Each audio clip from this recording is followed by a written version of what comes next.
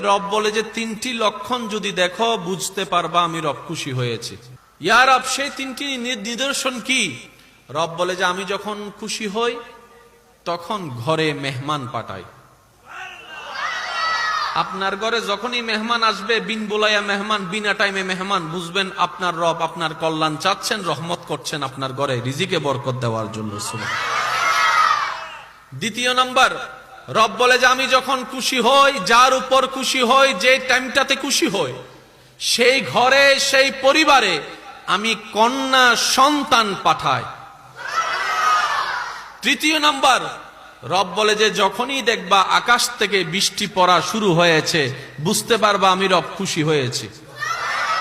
বড় চমৎকার বিষয় কি জানেন?